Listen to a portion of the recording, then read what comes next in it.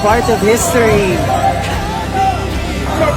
Isa si Andrea Brillantes sa mga celebrities na nakilahok sa anti-corrupt rally at nakasuot lahat ng kulay itim kasama ng kapamilya actress ang kanyang mga kaibigan na nakihalubilo sa mga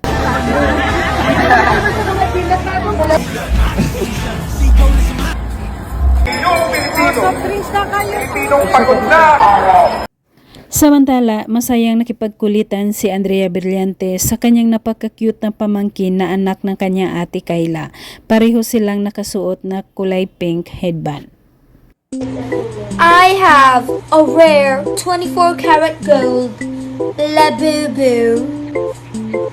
This is... Si Mia ay kauna-unahang pamangkin ni Andrea Brillantes na anak ng kanyang ate Kayla, kaya lahat ng pagmamahal bilang tita ay naibuhos or naibigay niya dito kay Mia. My own Labubu. Labubu. Kinuha ng kanyang ate si Mia dahil hindi nagustuhan ang pagkarga ni Andrea sa kanya. Umiiyak ito, walang magawa si Andrea kaya nagtatawanan na lang silang dalawa ng kanyang ate Kayla. Actually, dito Labubu, gremlin.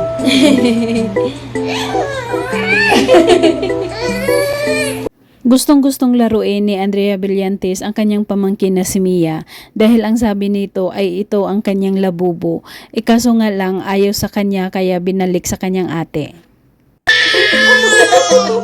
I'm a Labubu. How dare you? Because this is how I speak to my sister with a British accent. Sa naganap na beautycon, super ganda ni Andrea Brillantes sa kanyang kasuotan. Ipinakita niya ang boat ng Lucky Beauty na napakaganda at malinis ang setup. Lucky Beauties, booth here at BeautyCon. Jum! So, mag-start tayo sa vanity area ko. Of course, hindi pwede mawala ang aking... Pagkatapos niya ipinakita ang vanity area ng kanilang Lucky Beauty boat, sinunod naman niyang ipinakita ang kanilang napakagandang damit at cosmetics. set.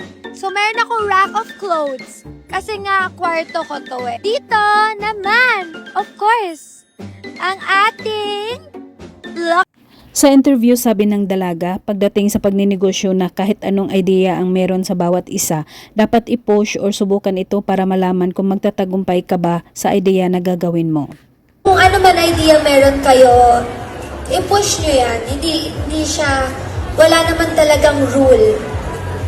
There's always room for mistakes.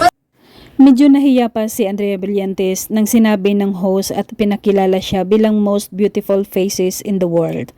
Pero sa huli, nagpapasalamat siya sa bansag sa kanya na yon. Face in the world? Ako naniniwala talaga ako Ay, na nila ako.